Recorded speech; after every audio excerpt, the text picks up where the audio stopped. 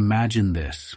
Every weekend, you find yourself at the same places, hoping to bump into that one special person. You carefully plan your outfits, rehearse conversations in your mind, and when you finally see them, your heart races as you try to catch their eye. Or perhaps there's someone new you're interested in, and you've been sending them messages, each one crafted more carefully than the last, waiting anxiously for a reply that never comes. It's like you're a character in your own story, where you keep trying to play the hero, hoping to win affection through sheer persistence. But despite your best efforts, you end up feeling more like a ghost, unseen and unappreciated. Now, let's flip the script. What if, instead of chasing the story, you chose to change it? What if you stepped back and rewrote your role from the eager suitor to the mysterious stranger? This isn't giving up. It's choosing a different path, one that the Stoics have been advising for centuries. Imagine you start investing that energy into yourself, picking up a new hobby, spending time with friends, focusing on your own growth. As you transform your life, not only do you start enjoying each day more, but something interesting happens. The people you were trying to win over start noticing. They begin to wonder about this new, confident character you've become, intrigued by your newfound independence. This is the power of Stoicism, not a suppression of desire, but a redirection of it.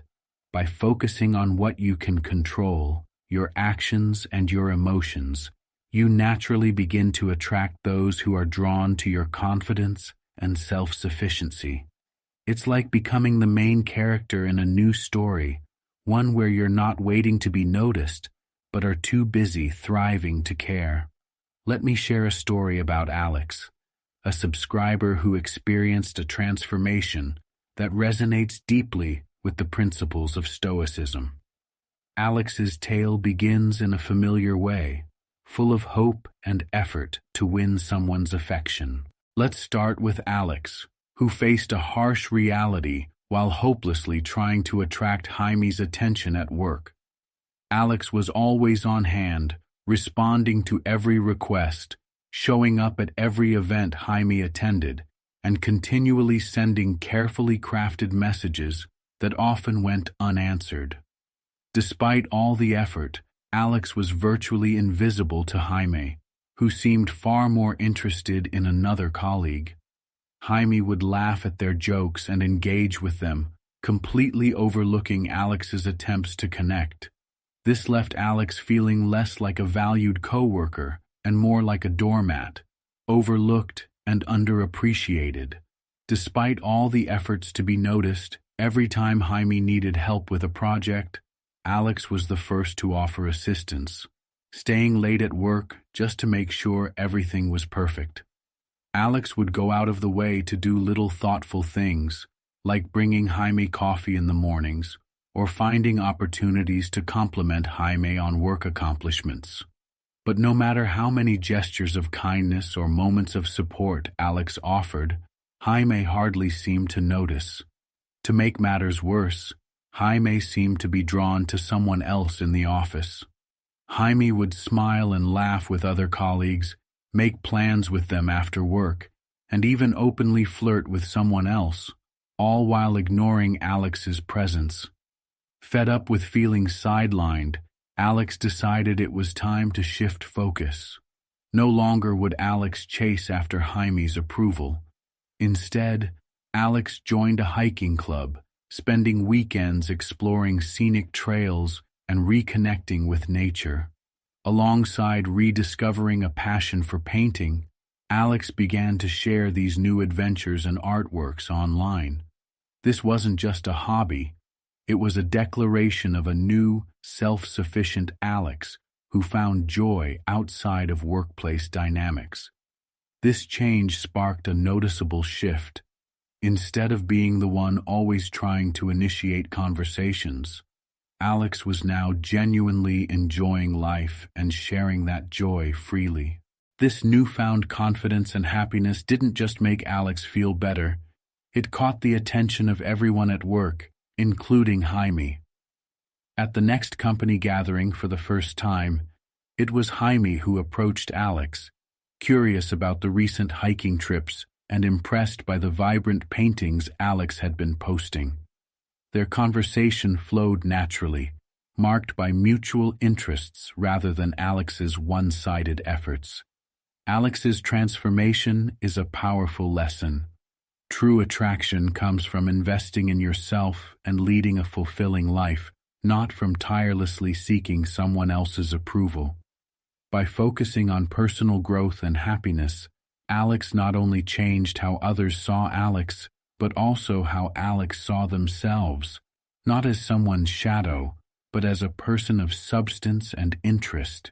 This isn't just about making someone notice you, it's about becoming someone you're proud to be, attracting the right kind of attention through genuine self-improvement and contentment.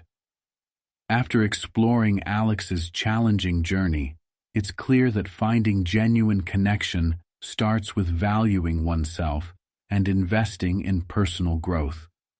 If you've ever felt overlooked like Alex, or are curious about transforming your approach to relationships, stick with us until the end of the video for more insightful tips and real-life transformations. And while you're here, don't forget to like this video and subscribe to our channel. We have plenty more stories, advice, and strategies to help you become the best version of yourself and attract the right kind of attention. Before we begin our journey into ancient wisdom, please take a moment for a small but meaningful task. In the comments below, type, "I attract naturally," as we prepare to explore the transformative powers of these sacred ingredients together. Let's embrace the healing and enlightenment that awaits us. Don't be too available. So, folks, let's delve into our first vital point in the intriguing journey of attraction.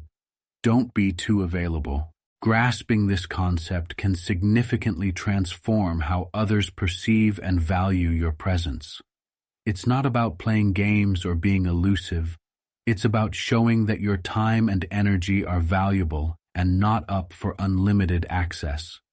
Now, being too available might seem like you're just being responsive and attentive. You might think it's showing that you care, but here's the twist. It can often backfire. If you're always the first to respond to messages, always free whenever they suggest hanging out, you might unintentionally convey that you have nothing else going on in your life but them. Initially, this might come off as dedicated and sweet, but over time, it could be seen as clingy or desperate. Imagine this scenario. You text someone within seconds of receiving their messages every single time, cancel your plans to meet them whenever they call, and are perpetually available. While these actions are intended to show affection, they might begin to make the other person feel suffocated, or worse, they might take your time for granted. Here's a humorous way to look at it. Think of yourself as a TV series that's on every night. If viewers can watch it any time, they might not bother tuning in regularly because it's always available. But make it a weekly special and watch how anticipation builds. Everyone loves a good cliffhanger, right? So why not apply this to how you manage your availability?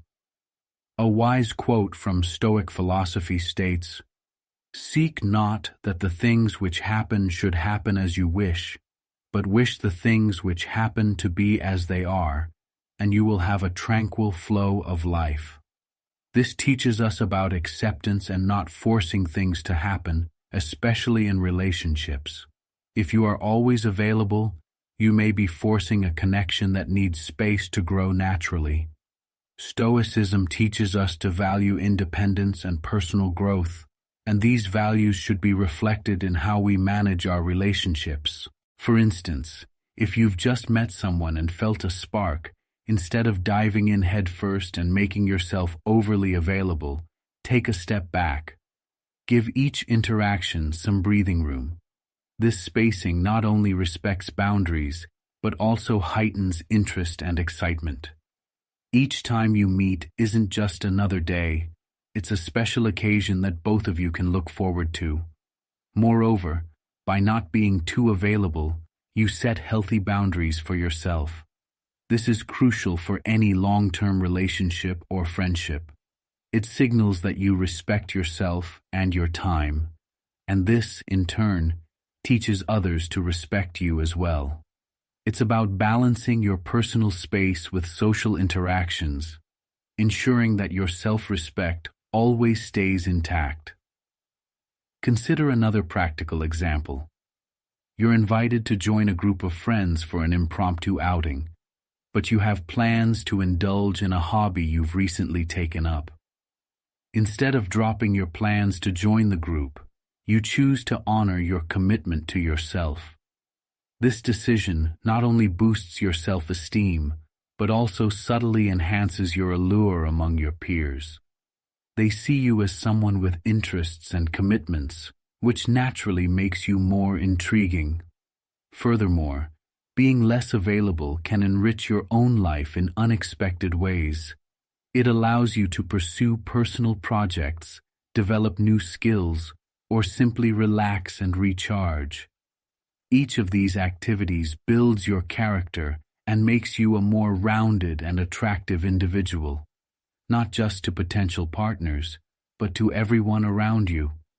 So, as we wrap up this discussion, remember that the core of Stoicism is not about detachment, but about meaningful engagement. Marcus Aurelius, a famed Stoic philosopher, once said, "Waste no more time arguing about what a good man should be one." Apply this to your life by valuing your time and engaging with others appropriately. As we close, I encourage you to reflect on how being too available might be affecting your relationships. Have you noticed a change in dynamics when you've given more space?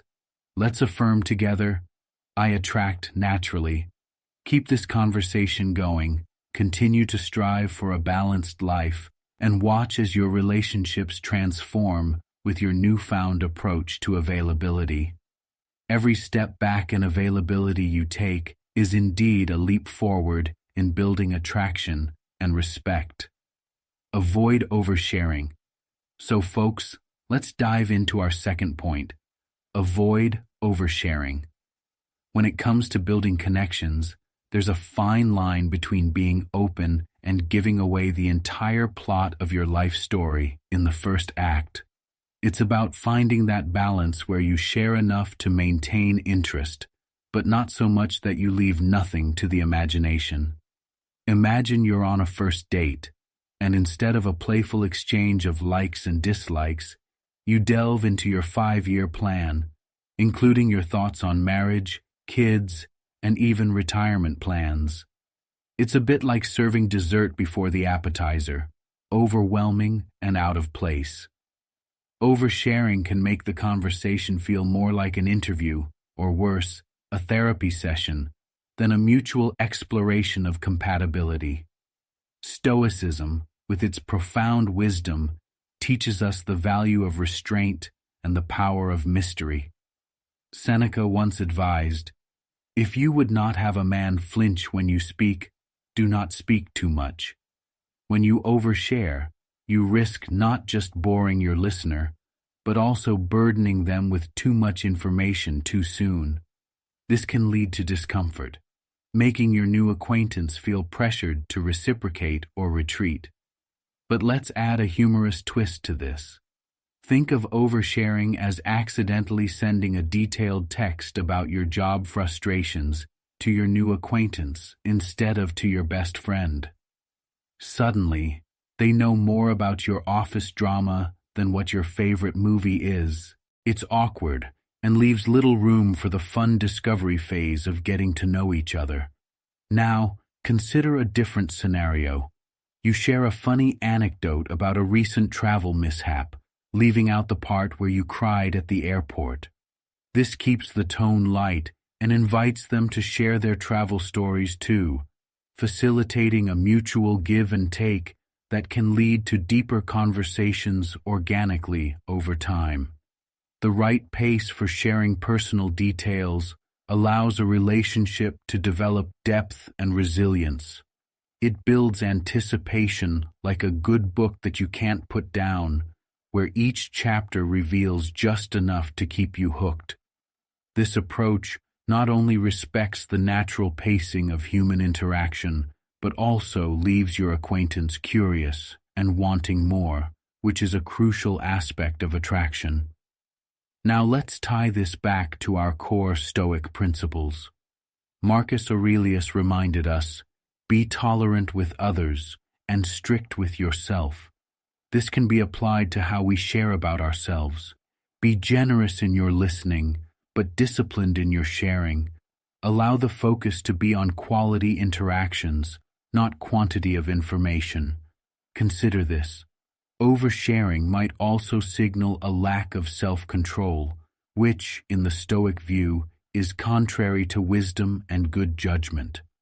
By holding back, you not only protect your own inner sanctum, but also gain the respect and interest of others who will see you as composed and self-assured. Wrapping this up, remember that every interaction doesn't need to lead to an immediate outpouring of personal histories. Take your time, enjoy the dance of dialogue, and let the details unfold naturally. This approach not only keeps conversations fresh and engaging, but also safeguards your inner peace, aligning beautifully with Stoic serenity. And before you go, I'd love to hear how you apply this principle in your interactions. Have you ever found that holding back a bit actually piqued someone's interest? Drop comments below with the affirmation, I naturally attract love. Let's remind ourselves that in relationships, sometimes less really is more. Keep this in mind and watch how your connection grows stronger and more meaningful. 3. Don't neglect your own life. So folks, let's dive deep into a crucial point that many of us might overlook while in the pursuit of attraction. Don't neglect your own life. This might sound like straightforward advice, but it's packed with layers of wisdom that can fundamentally change how you connect with others, especially those you're trying to attract. It's easy to get caught up in the whirlwind of a new attraction. Maybe there's someone who's caught your eye, and suddenly you find your schedule bending to fit theirs. Oh, they're free Friday night. I guess I can skip movie night with friends. Or, they need help moving this weekend. I suppose my plans can wait. Sound familiar? But here's a slice of Stoic wisdom to consider from Marcus Aurelius. Never let the future disturb you. You will meet it if you have to with the same weapons of reason, which today arm you against the present. What he's urging us to remember is that our strength lies in the present, in maintaining our own lives and interests, even as we navigate new relationships. Imagine this scenario. Alex, who we talked about earlier, after learning some hard lessons, finally meets someone new, Taylor. Exciting, right? But instead of repeating past mistakes, Alex decides to keep attending those painting classes every Wednesday evening, even when Taylor hints at wanting to hang out during that time. Fast forward a few weeks, and not only does Alex have several new canvases adorning the walls and a burgeoning Instagram following for these art pieces, but Taylor is now showing genuine interest in visiting the art studio to see Alex in action. This twist in roles, from pursuer to the pursued, isn't just about playing it cool. It's about showing that your world is vibrant and inviting, something others naturally want to be part of. Here's a humorous twist to keep things light. Think of yourself like a TV series. If every episode revolves around the same plot point, will they or won't they notice me today? Viewers will start flipping channels. However, if your episodes are diverse, featuring you climbing mountains, trying out new recipes, saving the city, okay, maybe just volunteering at the local fair, Guess who's going to stay tuned? Yep, everyone, including those you aim to attract. Now, embedding this principle in your life doesn't mean you shall forsake companionship for solitude. Rather, it means creating a balance where your personal growth is not overshadowed by your romantic pursuits. A relevant quote from Seneca beautifully highlights this. If one does not know to which port one is sailing, no wind is favorable. By defining your own goals and passions outside of your relationship pursuits, you create a port, a destination that guides how you grow and interact. So what does maintaining your own life practically look like? It means keeping up with your hobbies and interests, making time for friends and family, even when there's a new potential partner in the picture. Setting personal goals that aren't tied to anyone else's presence or approval. By investing in different areas of your life, you're not just building a more attractive persona, you're also ensuring your happiness and well-being, which is attractive in itself. This strategy enriches your own experience of life and makes you a fuller, more rounded partner when someone does step into your life for the long haul. To wrap this up with some motivation, remember the most attractive quality you can cultivate is a life well lived. When you're brimming with enthusiasm and contentment from your adventures, challenges, and pursuits, you don't just attract people, you captivate them. I encourage you to drop a comment below with your experiences or thoughts. Share with us how maintaining your own life has changed your relationships or attraction dynamics. Use the affirmation, I am the architect of my life. I build its foundation and choose its contents. Let this be your mantra as you navigate the world of relationships and personal growth. 4. Never play the comparison game. So folks, let's dive into our fourth point, which often trips up many well-intentioned romantics. Never play the comparison game. This one is crucial because it's not just about what you do, it's about how you think and how those thoughts manifest in your interactions. Remember, in the art of attraction, especially through the lens of Stoicism, it's all about focusing on the present and appreciating each person as a unique individual.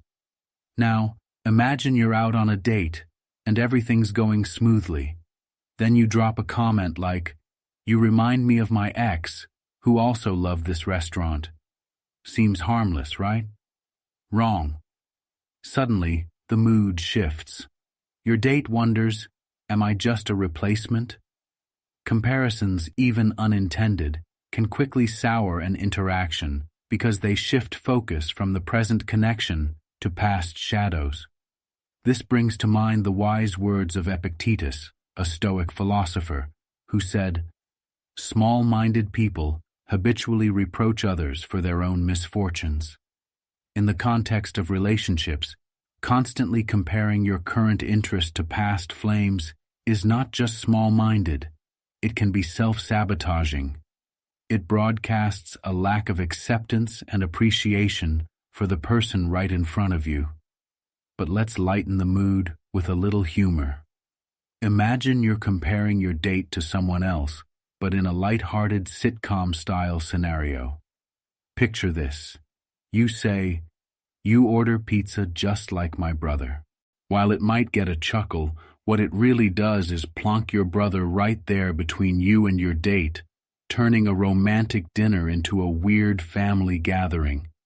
Now, you might think, but what if they really are like my ex or my brother? Here's the thing. Everyone may share traits or interests, but no two people are the same.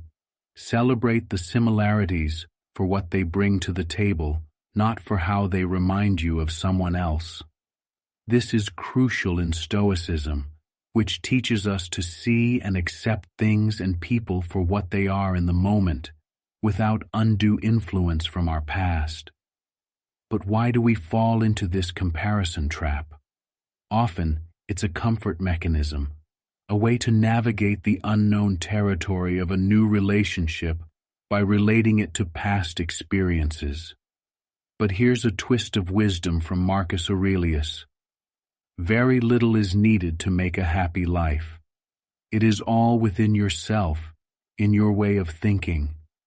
If we apply this to relationships, it means finding happiness and connection shouldn't rely on comparisons, but should be cultivated based on the current experiences and mutual growth. So how can you avoid this trap? Start by practicing mindfulness in your interactions. Focus on the qualities that make this person unique.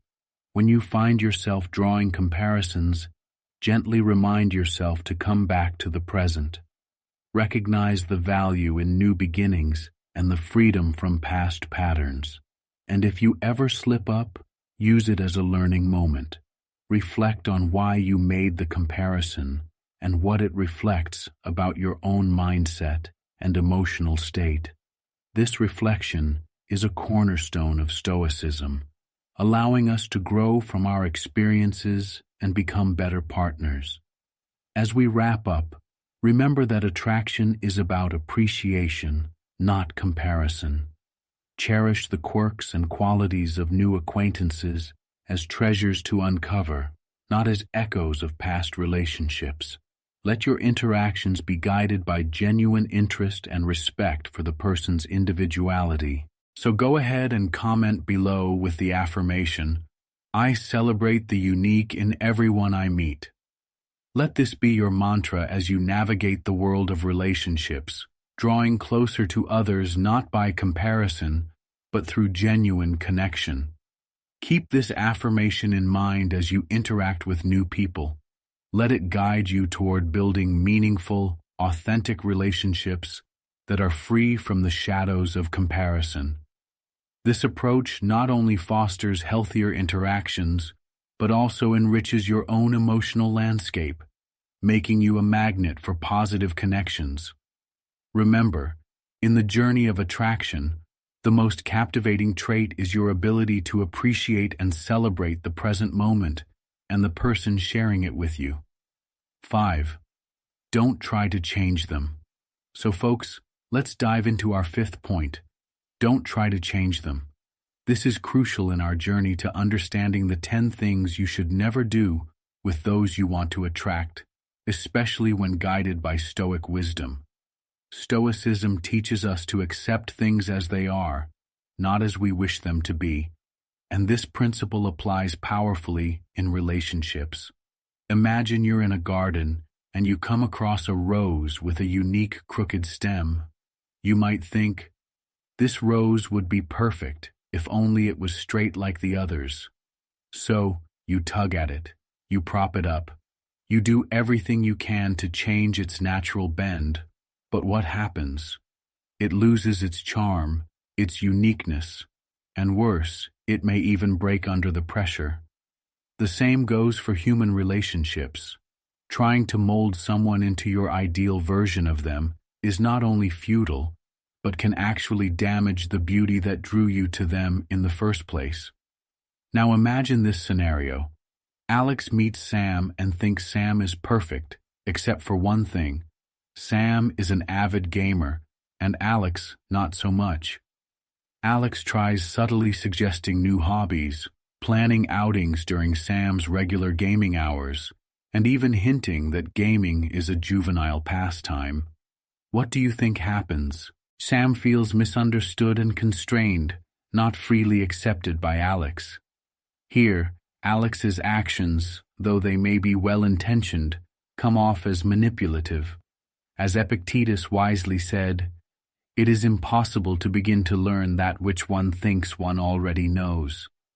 By trying to change Sam, Alex misses an opportunity to understand and appreciate a deep-seated aspect of Sam's personality. Now, let's sprinkle a little humor into our garden of growth. Picture trying to dress a cat in a lavish outfit for a fancy party.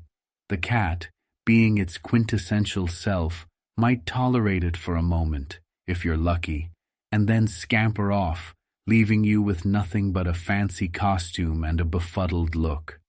People, much like our feline friends, are happiest and most authentic when not squeezed into someone else's idea of perfect. Here's a Stoic nugget to chew on.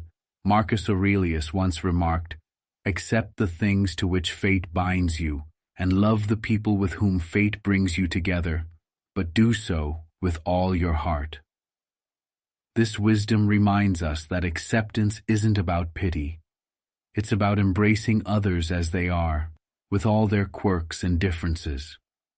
As we aim to attract and build relationships, remember that your ability to accept others reflects your maturity and depth of character. It's not about finding someone you can live with, but finding someone you can't live without as their truest self. The process of attraction should not be about sculpting someone to fit your mold, but about understanding and appreciating how their unique traits complement your own. And here's the clincher. When you stop trying to change someone, you give the relationship room to breathe, grow, and become something genuinely wonderful. You foster a sense of safety and trust, where both parties feel valued and accepted, not for what they could become, but for what they are. So to everyone watching, I encourage you to reflect on this. I know my worth. Being positive doesn't mean you ignore the bad things in life. It means you approach them with a mindset that emphasizes solutions and maintains good humor. By demonstrating that you can stay buoyant, you not only enhance your interactions, but also draw people toward you. They see a beacon, not a storm. As we wrap this up, remember to sprinkle positivity into your interactions, like you're seasoning a gourmet meal. A little can go a long way.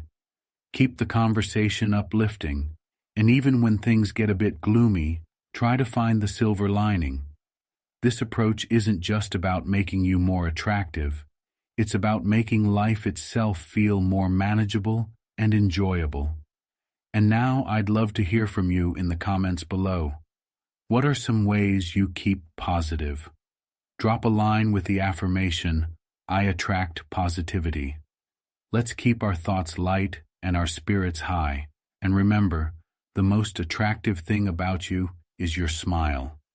So keep shining, and let's spread some positivity together. 7. Don't ignore red flags. So folks, let's dive into one of the crucial aspects you should never overlook when trying to attract someone. Point number 7. Don't ignore red flags. It might seem obvious, but you'd be surprised how often we choose to wear rose-colored glasses instead of seeing things as they truly are. Imagine you're getting to know someone new and exciting. It's easy to get swept up in the thrill of new affection, right? But here's where Stoicism steps in to remind us.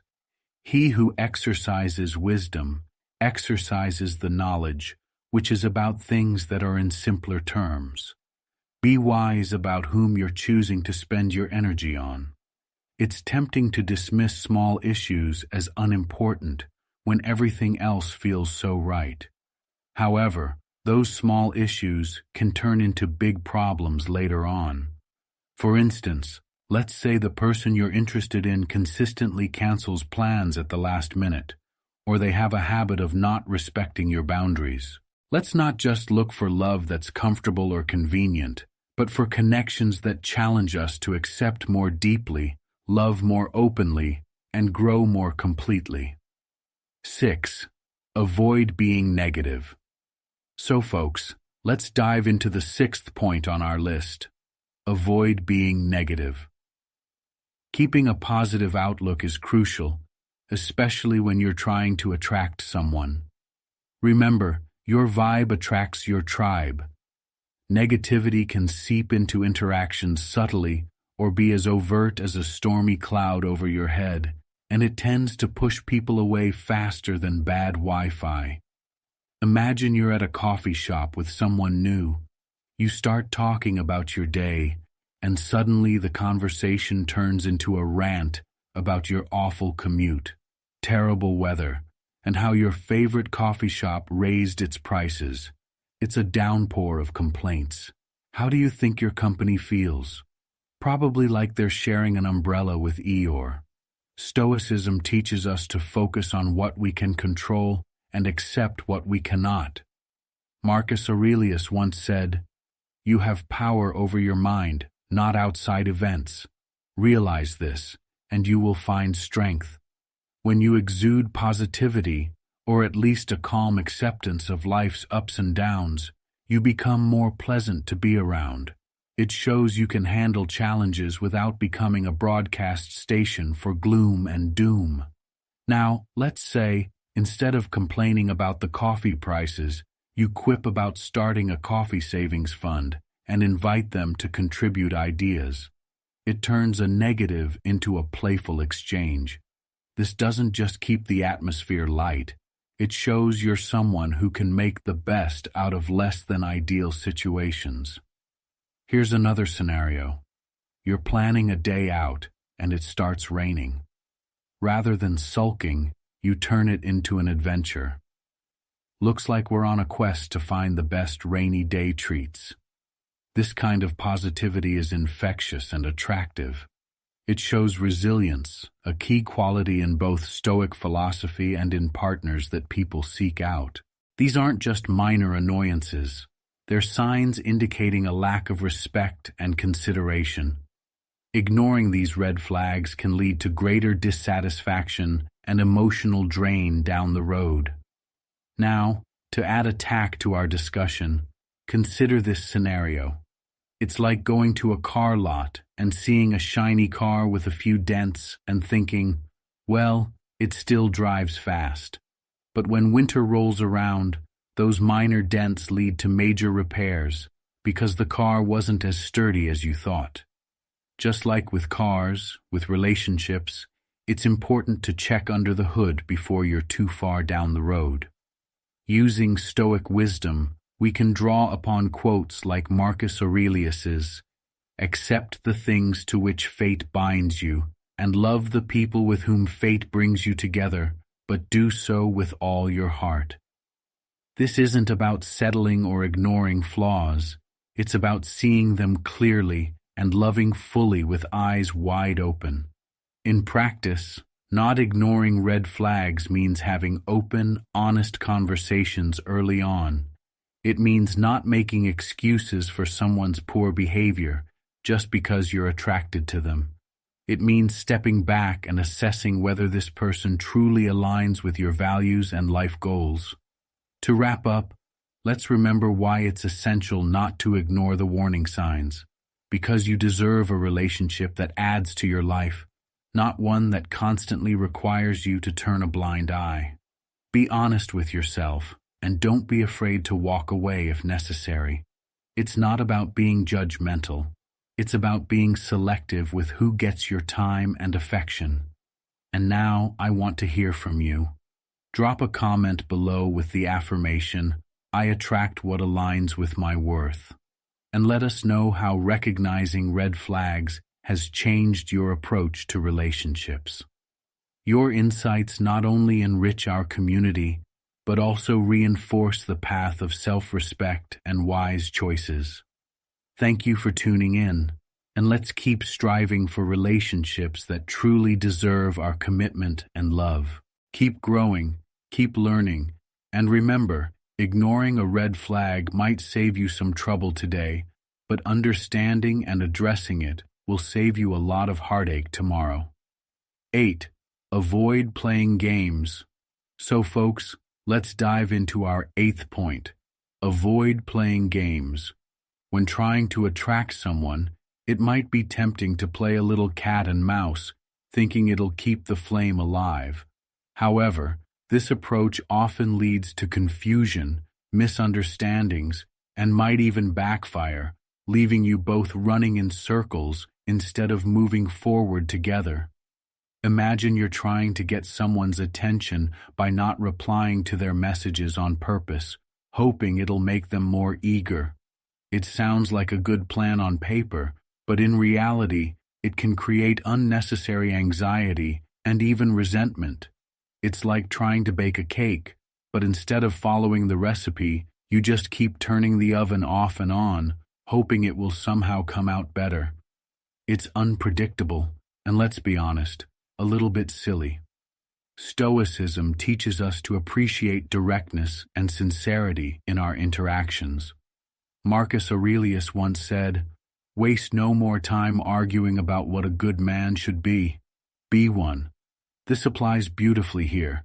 Be straightforward and honest in your intentions and actions.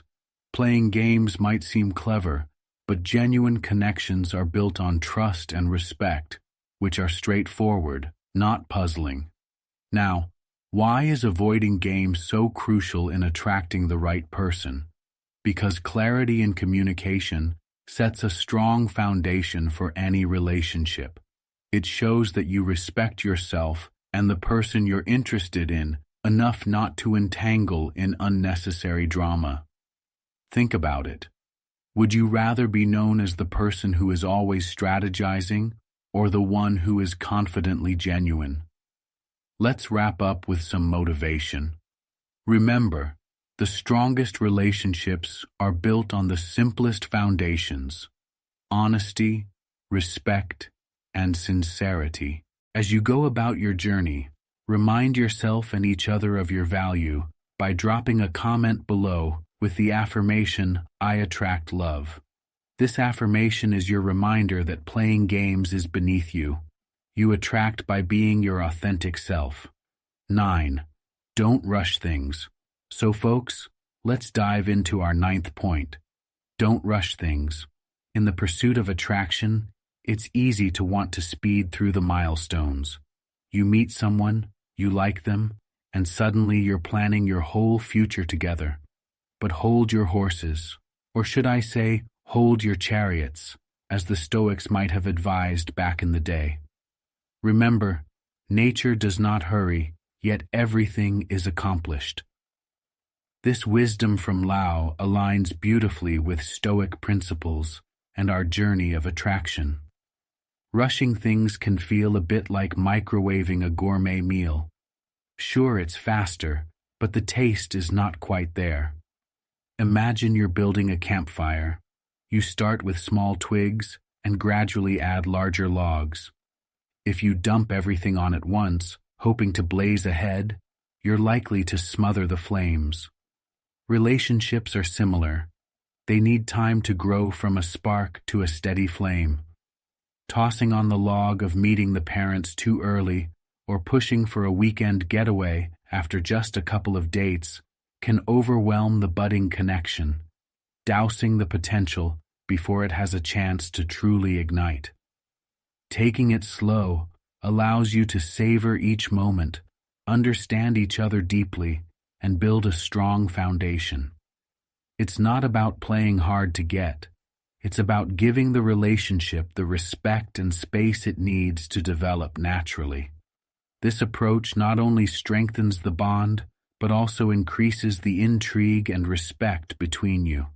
So take a breath, slow down, and let things unfold at a comfortable pace. Enjoy the journey of getting to know someone, and let the relationship bloom in its own time. Remember, good things come to those who wait. Now I'd love to hear from you in the comments below. How has taking it slow benefited your relationships? Share your stories and drop a comment with the affirmation, "I attract what aligns with my worth." Let's remind ourselves that in love and life, patience is not just a virtue, it's a strategy. Keep this in mind and watch how things unfold beautifully when you give them the time they deserve. 10. Never forget your worth. So folks, let's dive into our 10th and perhaps most crucial point. Never forget your worth. This wraps up our core topic beautifully. The 10 things you should never do with those you want to attract, with a touch of Stoic wisdom to guide us. Remember, Stoicism isn't just about enduring pain, it's about recognizing what truly belongs to you, your self-respect and self-worth. As the Stoic philosopher Epictetus said, if you wish to be loved, love, but let's add a little twist. If you wish to be respected, respect yourself first. Imagine this.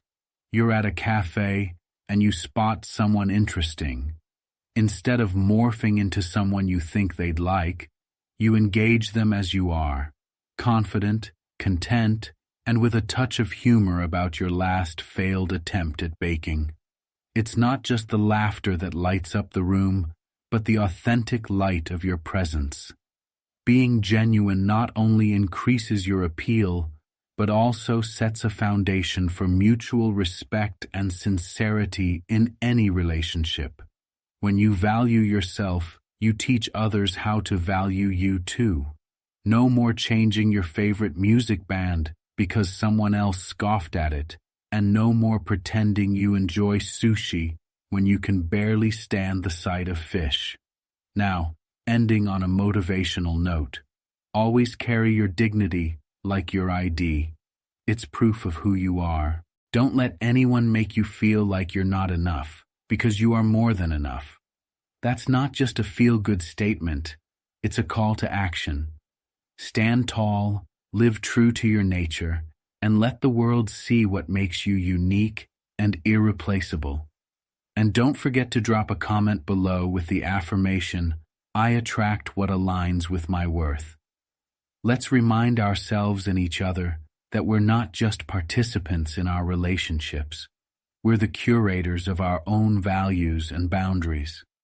Keep shining, keep valuing yourself, and keep attracting the kind of relationships that are worthy of you.